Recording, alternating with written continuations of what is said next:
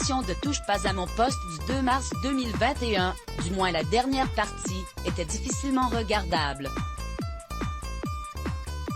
Sylvie Ortega était invitée pour un droit de réponse après les accusations d'Érill Preyre, ami de Lena. Résultat, elle a tenu des propos souvent incompréhensibles, a insulté Benjamin Castaldi et a failli en venir aux mains, 2 fois, avec l'ami de 10 ans de Lena. À lire aussi tension sur le plateau et incompréhension. Sylvie Ortega devait se défendre et les téléspectateurs ont eu droit à plus de 20 minutes hallucinantes et pathétiques. Ce qui s'est passé hier soir est très grave.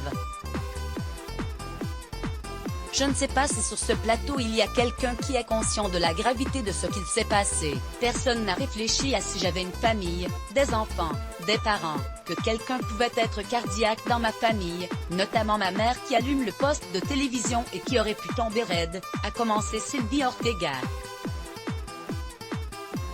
Elle faisait référence aux attaques et insultes d'Érill Preyre.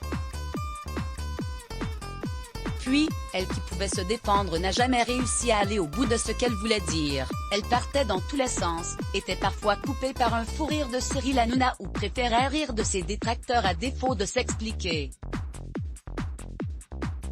Spandon, elle a fait passer un message clair. Après l'émission de la veille, elle aurait pu se suicider si elle n'avait pas été une femme forte. Concernant Lena, car c'était le sujet principal, n'en lui déplaise, elle n'a rien dit d'intéressant. Pour elle, si elle avait voulu tuer Lena, pourquoi celle-ci serait apparue tout sourire dans l'émission d'Hanouna? L'animateur a ensuite voulu évoquer les accusations de la star de télé-réalité concernant le vol de ses bijoux et culottes, lesquels se trouvaient dans sa valise. D'ailleurs, Lena déclarait vouloir porter plainte.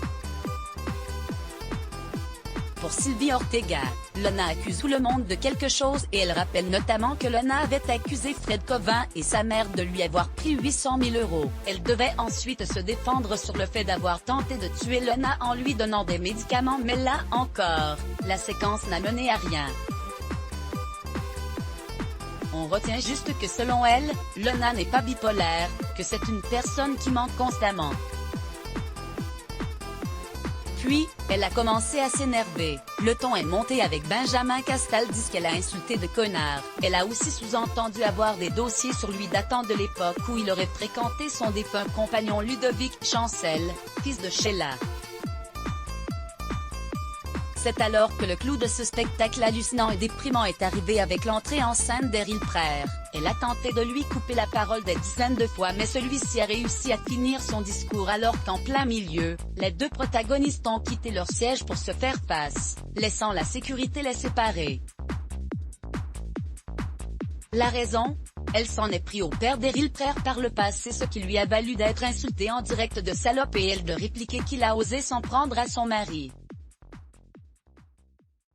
Au final, le fan d'Elvis a pu faire sa déclaration « Je tiens à reconnaître que je me suis emporté dans votre émission et ce n'est pas ma façon d'être. J'étais très proche de mon père et savoir qu'une personne comme elle puisse dénigrer ma famille et mon père mort en 2013 a été insupportable. Ceux qui ont le respect de la famille peuvent comprendre. Maintenant je souhaiterais récupérer les affaires de Lena, les bijoux, les cartes de crédit, ce que tu as d'elle que je puisse lui rendre. Lena aimerait que tu désactives le compte TikTok ouvert à son nom car elle n'était pas au courant, il y a usurpation d'identité. » Puis, après avoir dit à Sylvie Ortega qu'elle avait traîné Lena dans la boue, les esprits se sont de nouveau échauffés.